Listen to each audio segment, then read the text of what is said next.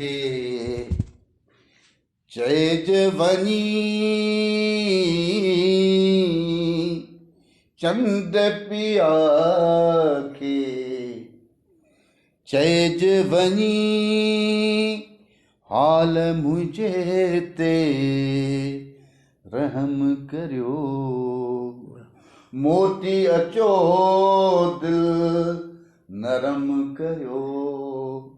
न त मां थो वञा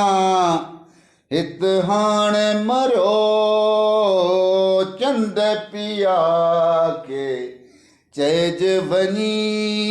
हाल मुंहिंजे ते रहम करियो चंद पिया खे चइज वञी चंद पुछो कि महबूब जा पार पता कहिड़ा आहिनि हुन जो हुलियो हुन जो चहिरो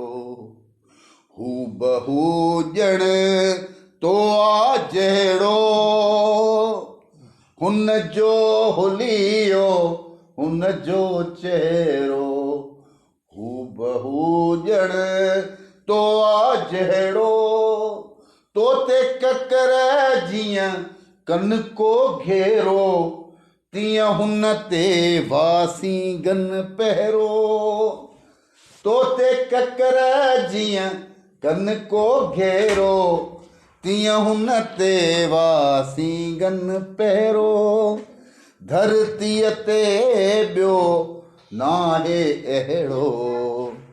धरतीअ ते ॿियो नाहे अहिड़ो माण्हू कोई सूंहं भरियो चंद पिया खे चइज वञी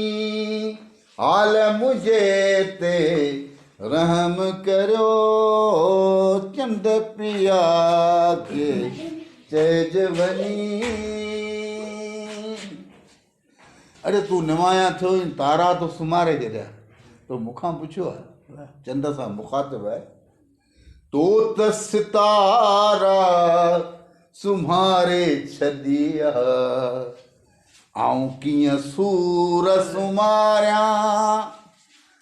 तो त सितारा सुम्हारे छॾिया आऊं कीअं सूर सुमारियां चाक चिकन जज़्बात लुछनि था अड़े यादूं कीअं मां विसारियां हेॾी वे धुन आहे मूं सां हेॾी वे धुन आहे मूं सां ॾिस हू अञा बि नाहे वरियो चंड पिया खे चइज वञी हाल मुंहिंजे ते रहम करियो चंड पिया खे चइज वञी साल जूं सोहायूं 84 700 हर महीने में 7 12 84 84 चांडो क्यों तुही जूं रोई गुज़ारियूं तो सां गॾु मूं साल जो हिसाब करें सही साल जो है तू शायर मथे बिठो है 84 चांडो क्यों तुही जूं रोई गुज़ारियूं तो सां गॾु मूं लुड़कन सां जा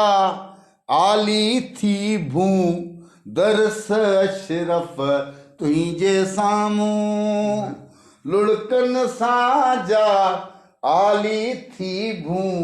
दरस अशरफ तुंहिंजे साम्हूं शायदि मुंहिंजो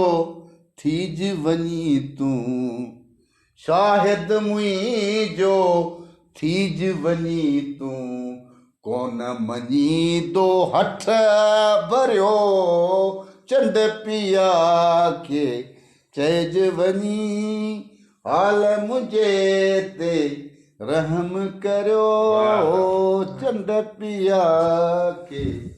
चइज वञी